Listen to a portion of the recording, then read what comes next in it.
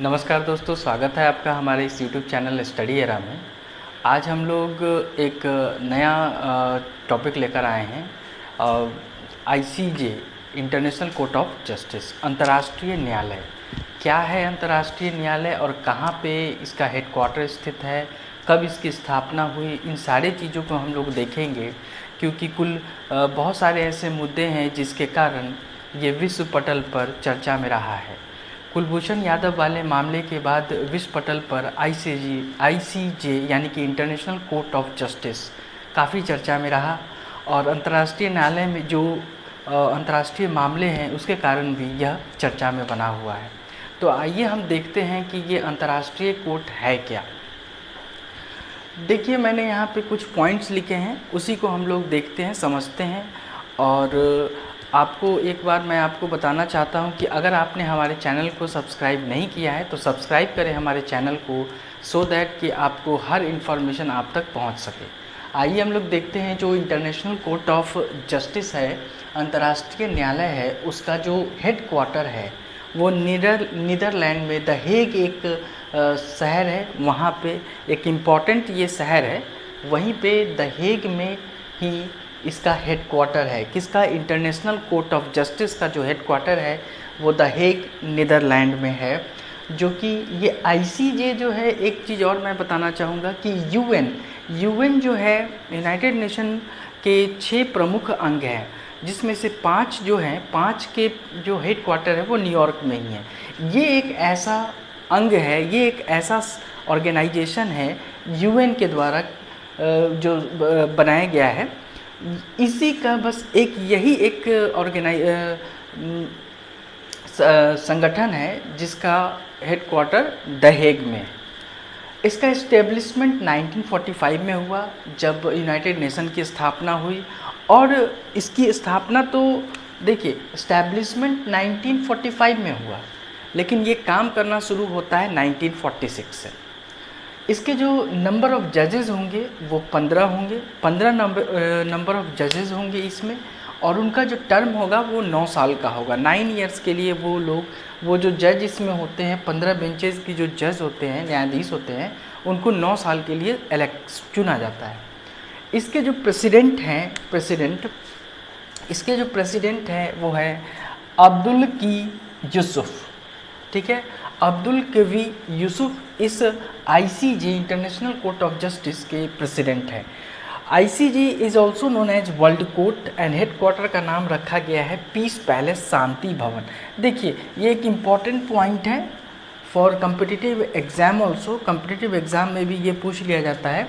ICJ अंतर्राष्ट्रीय न्यायालय को हम लोग वर्ल्ड कोर्ट के नाम से भी जानते हैं, और इसका जो हेड क्वार्टर है इसके नाम को पीस पैलेस यानी कि शांति भवन रखा गया है।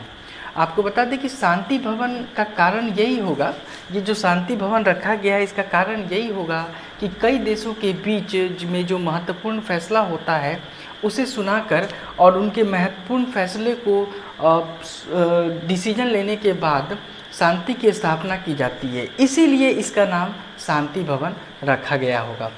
इसमें एक चीज़ और है, ये जो 15 जो जज हैं इसमें, 15 जो जज हैं इसमें, यहाँ पे नंबर ऑफ़ जजेस 15 जज हैं। तो इस 15 जज में एक भारत के भी जज हैं, भारतीय जज। भारत की ओर से जो जज जो प्रतिनिधित्व कर रहे हैं, जज के न्यायाधीश जो हैं, उनका नाम है दलबीर भंडारी, और ये सेकंड टर्म के लिए चुने गए हैं। नवंबर 2017 में ये सेकंड टर्म के लिए चुने गए हैं।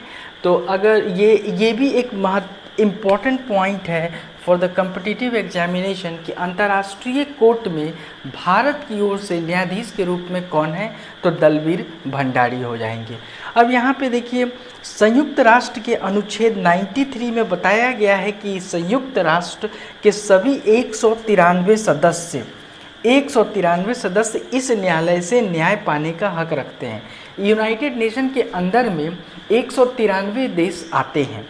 जो भी जितने भी कंट्री हैं जो जो न्यायालय नेशन के मेंबर हैं, जो भी कंट्री यूनाइटेड नेशन के मेंबर हैं, वो सभी इस न्यायालय से न्याय पाने का हक रखते हैं। ठीक है, एक इम्पॉर्टेंट पॉइंट ये भी है कि ICJ का जो आधिकारिक भाषा है वो अंग्रेजी और फ्रेंच है, ठीक है। ऑफिशियल लैंग्वेज जिसे हम लोग बोलते हैं तो अंग्रेजी, इंग्लिश एंड फ्रेंच है। अंतर्राष्ट्रीय न्यायालय का न्याय क्षेत्र जो है 2 खास कर्तव्य है। देखिए इसमें 2 मेन पॉइंट्स हैं। इसमें जो इस न्यायालय यानी कि इस जो अंतर्राष्ट्रीय न्यायालय है इसमें 2 मेन काम होते हैं, 2 ही मेन काम होते हैं। पहला है कंटेंटिनियस केसेस, माफ़ कीजिएगा, कंटेंटियस केसेस, विवादास्पद आधिकारिकता, और एडवाइजरी प्रोसीडिंग जिसका ऐच्छिक आधिकारिकता बोलते हैं। देखिए इसमें विवादास्पद आधिकारिकता में क्या है, इसमें क्या है कि इंटरनेशनल लॉ के अकॉर्डिंग जो भी बेस्ड अकॉर्डिंग चलते हुए यदि कोई भी state international court of justice को अप्रोच करती है तो इंटरनेशनल कोर्ट ऑफ जो जस्टिस है उनके बीच के डिस्प्यूट को सेटल कर सकता है based on the international law. इसका मतलब क्या है कि यहाँ पे 2 अगर स्टेट, ये स्टेट से मतलब है नेशन, राष्ट्र की बात हो रही है, 2 देश में अगर डिस्प्यूट, विवाद का मामला चल रहा है तो उन दोनों का सेटलमेंट कर सकती है किसके, according to the international law, based on the international law. International law के आधार पर 2 देशों के बीच डिस्प्यूट के मामलों को ICJ में उठाया जा सकता है और वो सॉल्व कर सकती है। दूसरा है ऐच्छिक आधिकारिकता। इसमें क्या है कि एक एडवाइजरी ओपिनियन दे सकता है, अंतर्राष्ट्रीय न्यायालय एडवाइजरी ओपिनियन दे सकता है या किसी लीगल मैटर पे कोई सुझाव दे सकता है, कोई ओपिनियन पेश कर सकता है, और लीगल मैटर इसके सामने अगर पेश किए जाते हैं तो ये सारे इन सब चीज़ों में एडवाइजरी प्रोसीडिंग, ऐच्छिक आधिकारिकता यानी कि एडवाइस दे सकता है, अपना ओपिनियन, अपना सुझाव दे सकता है, ठीक है। तो ये 2 काम ही इसमें होते हैं। आगे भी एक महत्वपूर्ण पॉइंट हम देखेंगे, एक क्वेश्चन उठाया जाएगा कि क्या कोई इंडिविजुअल जाके ICJ अंतर्राष्ट्रीय न्यायालय को अप्रोच कर सकता है क्या, इस चीज़ को हम थोड़ी देर में देखेंगे। यहाँ पर देख लीजिए एक चीज़ और बताया गया यहाँ पे कि न्यायाधीश की नियुक्ति में मुख्य शर्त क्या है।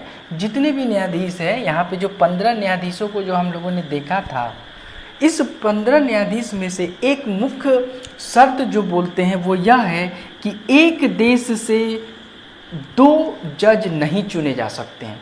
देखिए 2 टर्म के लिए चुने जा सकते हैं, वो अलग केस है, और एक ही देश से 2 न्यायाधीश नहीं चुने जा सकते हैं।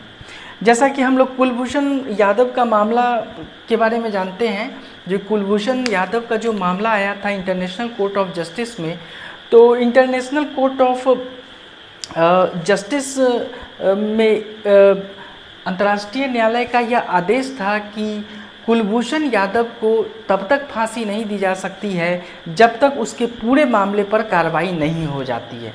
तो इस पर पाकिस्तान को फटकार भी लगाई गई थी और पाकिस्तान को ये आदेश दिया गया था कि कुलभूषण यादव को तब तक फांसी नहीं दी जा सकती है जब तक इसके पूरे मामले को नहीं देखा जा सकता, जब तक इसकी अंतिम सुनवाई नहीं हो जाती है।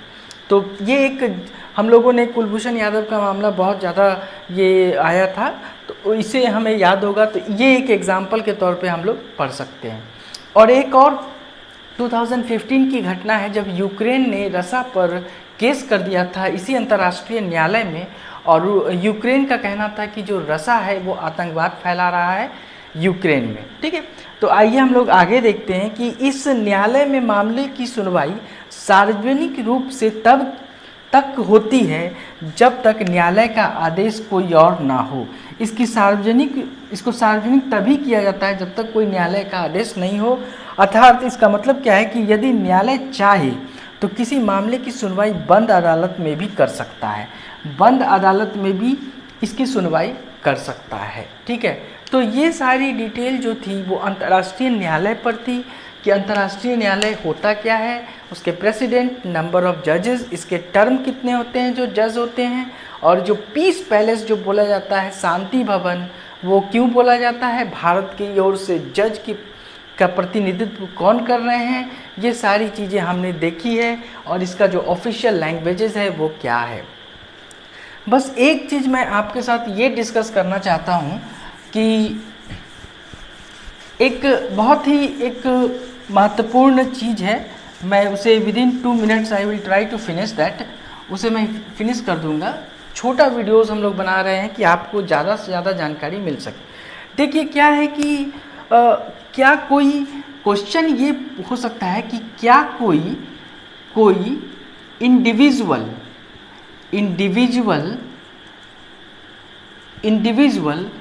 ICJ international court of justice में अप्रोच कर सकता है,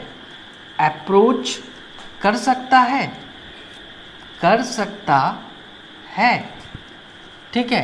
क्या कोई भी इंडिविजुअल मतलब से कोई पर्सन है, यहाँ पे इंडिविजुअल का मतलब क्या है कि कोई पर्सन, ठीक है, कोई प्राइवेट एजेंसी, कोई नॉन गवर्नमेंट NGO जो बोलते हैं NGO, क्या ये कोई एक इंडिविजुअल जाके अप्रोच कर सकता है? तो इसका सीधा सा आंसर है कि नहीं, कोई इंडिविजुअल अप्रोच नहीं कर सकता है, कोई NGO अप्रोच नहीं कर सकता है। यहाँ पे ऑलरेडी बताया गया है कि 2 नेशन के बीच में डिस्प्यूट को वो सॉल्व करता है। और दूसरा कंडीशन क्या है? एडवाइजरी, ओपिनियन दे सकता है, सुझाव दे सकता है। तो इसका सीधा आंसर होगा नहीं। अब आपको एक एग्जाम्पल आप ये ले सकते हैं कि लेट इट बी, यहाँ पे कोई कंट्री A है, this is the country A and this is country B, ये 2 कंट्री है। इस कंट्री का जो XYZ कोई पर्सन है, इस XYZ को कंट्री B ने प्रताड़ित किया, शोषण किया या कुछ इसी तरह का, तो ये जो XYZ जो पर्सन है, दिस इज द पर्सन, ये पर्सन है, ये पर्सन क्या कर सकता है?